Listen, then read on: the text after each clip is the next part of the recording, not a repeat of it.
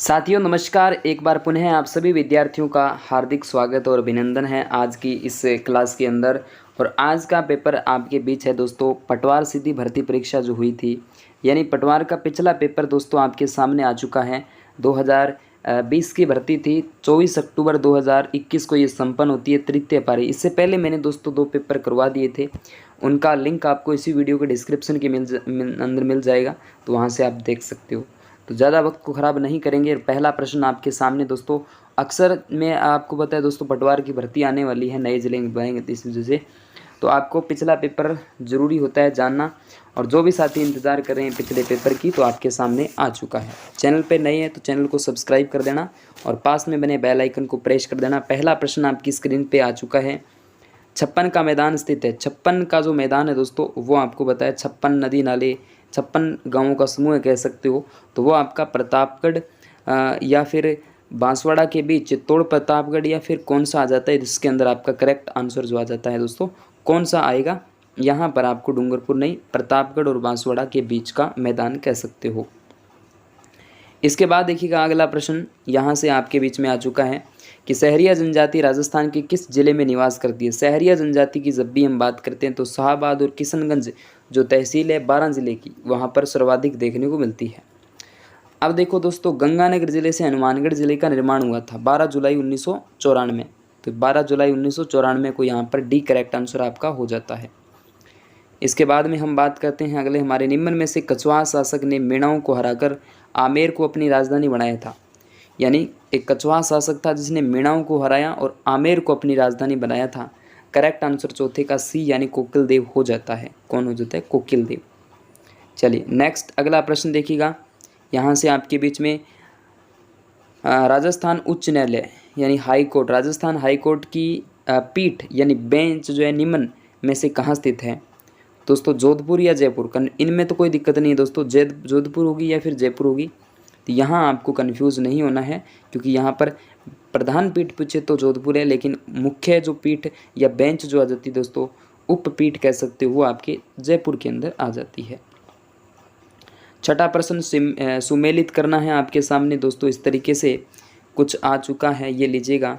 सुमेलित करिए, एक तरफ पुस्तक एक तरफ लेखक। यहाँ पर आपको कौन सा करना पड़ेगा दोस्तों? यहाँ पर देखिएगा, अगर मैं बात करूँ, मुझे याद आ रहा है वीरमायण बादर ढाडी ऐसा कुछ करके आता है, वीरभायण, ठीक है। तो बी का फर्स्ट होगा, बी का फर्स्ट इसके अंदर आ रहा है, इसके अंदर आ रहा है, यानी सी और बी में से एक हो जाएगा। बंडाऊ हमीरायण बंडाऊ व्यास, ठीक है, ये भी मुझे याद आ रहा है। तो इसमें देखिएगा, इसमें 2 आ रहा है, इसमें 3, ये ठीक है आपका। तो यहाँ पर और रघुनाथ रूपक की बात करें तो मग्गाराम सेवन, ठीक है। ये दोस्तों आपकी अच्छा प्रश्न था।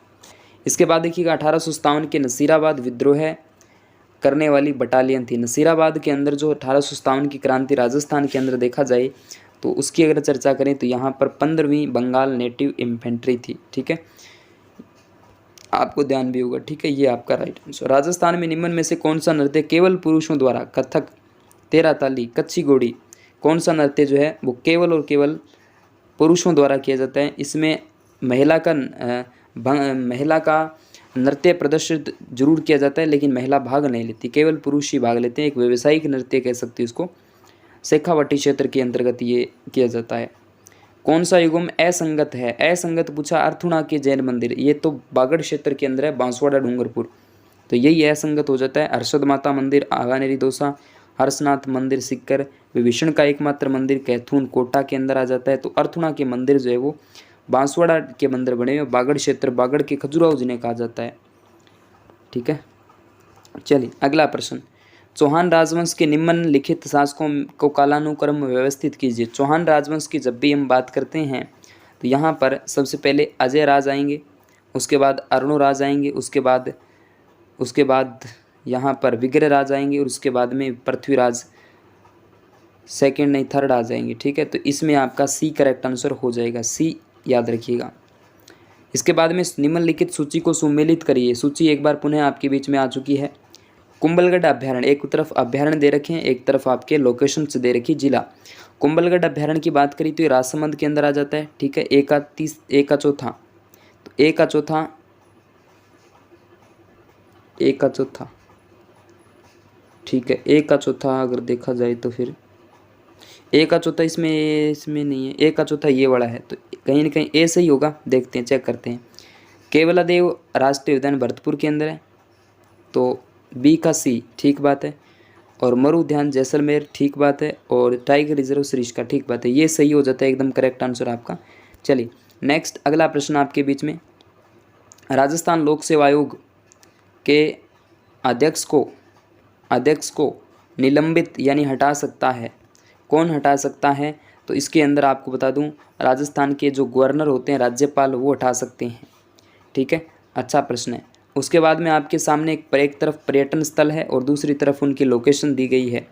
जब भी हम बात करें ब्रज क्षेत्र की, ब्रज क्षेत्र के अंदर आपको बता दूं भरतपुर आएगा, अलवर आएगा, तो ए का फर्स्ट हो जाएगा। अच्छा, इसके अंदर ए का फर्स्ट नहीं आ रहा, ए का फर्स्ट नहीं है, ए का फर्स्ट यानी सी करेक्ट आंसर कहीं से कहीं 13 का सी होना चाहिए, 13 का सी होना चाहिए ना। देखिएगा 13 की सी की जब भी बात करें तो देखो इसमें फिर बी का थर्ड होना चाहिए, बी का थर्ड यानी शेखावटी ठीक बात है, कोई दिक्कत नहीं है। उसके बाद में सी का चौथा होना चाहिए, ये हो गया, और ये रहा अजमेर वाला क्षेत्र, तो ये आपका करेक्ट आंसर हो जाता है। उम्मीद है दोस्तों सारी बातें आपको समझ में आ रही है। चलिए, राजस्थान की प्राचीन रियासत के संदर्भ में कांसा परोसा क्या था? अच्छा प्रश्न है दोस्तों, ये लेवल का प्रश्न आपके एक प्रकार का लाग यानी कर था। कांसा परोसा, कांसा परोसा। संत पीपा की गुफा कहाँ स्थित है? संत पीपा की बात करें तो संत पीपा का नाम लेते ही आपके दिमाग में आ जाना चाहिए गागरोन। कार्तिक पूर्णिमा को मेला भरता है क्या? चलिए, इसके बाद में शेखावाटी किसान आंदोलन सन 1947 में किसके प्रयासों से समाप्त हुआ था? तो शेखावाटी किसान आंदोलन हीरालाल शास्त्री के प्रयासों से हुआ था। ओके, इसके बाद 17 नंबर, राम सिंह सेकंड द्वारा किस वर्ष राजस्थान में कला विद्यालय की स्थापना की गई थी? कला विद्यालय की स्थापना किसके द्वारा की जाती है? स्वाई राम सिंह सेकंड के द्वारा, स्वाई राम सिंह सेकंड के द्वारा की जाती है 1857 के अंदर। सूची 1, सूची 2 ठीक है, साथ मिला लें वो सूचियों को कूट। ठीक है, इसमें सूची 1 और सूची 2 आपके देखो गजनेर महल, गजनेर महल बीकानेर के अंदर है, किराड़ू बाड़मेर के अंदर, जग मंदिर ये आपके, यानी आपको बता दूं इसके अंदर आपका राइट आंसर देखिएगा बी हो जाएगा ना, बी देखिएगा इसके अंदर, ये लीजिएगा बी। अगर बी की बात करें तो ये मैंने बताया था ए का थर्ड इसमें आ रहा है, और किराड़ू मंदिर बाड़मेर में तो बी का फर्स्ट इसमें ही है, चलो इसमें नहीं है, तो ये आपका करेक्ट आंसर हो जाता है। अलख्य संप्रदाय की स्थापना, ये संत लालगिरी जी महाराज, स्वामी लालगिरी जी महाराज का नाम लिया जाएगा अलख्य संप्रदाय के संबंध में। अलवर जिले के जोगी जाति के लोग निम्न में से किस वाद्य यंत्र को बजाते हैं? अलवर जाति के जो जोगी जाति के लोग जो है वो आपके किस वाद्य यंत्र को बजाते हैं? तो इसमें बपंग का नाम लिया जाएगा, बपंग। ओके, चलिए नेक्स्ट अगला प्रश्न। राजस्थान के राज्यपाल जिनका कार्यकाल के दौरान निधन हो गया था, जब कार्यकाल के दौरान निधन हुआ था, तो यहाँ पर आपको बता दूँ, यहाँ पर AK सिंह का नाम लिया जाएगा। उसके बाद श्रीमती प्रभा राव, ये महिला हैं। फिर निर्मल चंद जैन और दरबारा सिंह, ये सारे के सारे जिनका कार्यकाल के दौरान निधन हो गया था। एक अच्छा प्रश्न, नागौर का बू गांव किस कलात्मक कार्य के लिए प्रसिद्ध है? तो नागौर का जो बू गांव है वो आपके कच्ची मिट्टी के खिलौने हेतु प्रसिद्ध माना जाता है। इसके बाद अगला प्रश्न आपके लेवल का है और शानदार प्रश्न है पॉलिटिकल साइंस का। निम्न व्यक्तियों पर विचार कीजिए। राजस्थान में लोकायुक्त संस्था 1953 में स्थापित हुई थी, ठीक बात है। ID दुआ राजस्थान के प्रथम लोकायुक्त है, ये भी ठीक बात है, इसमें भी कोई दो राय नहीं है। तो इसमें 1 और 2 दोनों सही बात है। अभी 1973 आपको याद रखना पड़ेगा और ID दुआ प्रथम लोकायुक्त ध्यान देना पड़ेगा। इसके बाद हम बात करें 24वें प्रश्न पर, ये रहा आपके सामने 24वें का, एक तरफ संस्थान एक तरफ स्थापना। साहित्य अकादमी की स्थापना 1959 सही पूछा है आपसे, तो संगीत नाटक अकादमी की स्थापना 1957 के अंदर हुई है, तो ये आपका सही हो जाता है। उसके बाद अगला हमारा प्रश्न लीजिएगा, ये वाला आ गया है, ये रहा देखो, निम्नलिखित कौन सा विकल्प राजस्थान के मुख्यमंत्रियों के कार्यकाल का कालानुक्रम सही क्रम है? तो इसके अंदर आपको बता दूं 25 की बात करें तो 25 का डी हो जाएगा। हरिदेव जोशी, भैरव सिंह शेखावत, जगन्नाथ पहाड़िया और शिवचरण माथुर, ये आपका एकदम सही माना जाएगा। इसको अच्छे से देख लेना आप, डी आपका करेक्ट आंसर है। उसके बाद हम बात करें अगले हमारे प्रश्न पर, और ये रहा अगला हमारा प्रश्न। राजस्थान राज्य मानवाधिकार आयोग के अध्यक्ष और सदस्यों की नियुक्ति एक उच्च स्तरीय समिति की संस्तुति पर राज्यपाल द्वारा की जाती है। समिति के अध्यक्ष जो होते हैं वो कौन होते हैं? 26 का ए आपके मुख्यमंत्री होते हैं, सीएम होते हैं।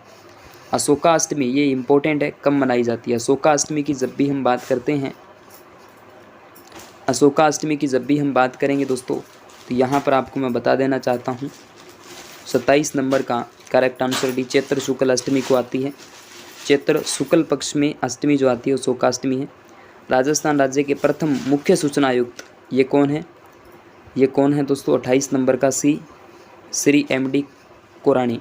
ओके, चलिए इसके बाद राष्ट्रीय राजमार्ग पर भारत के प्रथम आकस्मिक लैंडिंग सुविधा हवाई पट्टी का उद्घाटन हाल ही में राजस्थान के किस ज़िले में हुआ था? बाड़मेर ज़िले के अंदर हुआ था। आंसर करेक्ट है। इसके बाद ये आपके सामने तो मैंने पटवार एग्ज़ाम करवा दिया है दोस्तों, ध्यान देना इस एग्ज़ाम पर। Okay, thank you.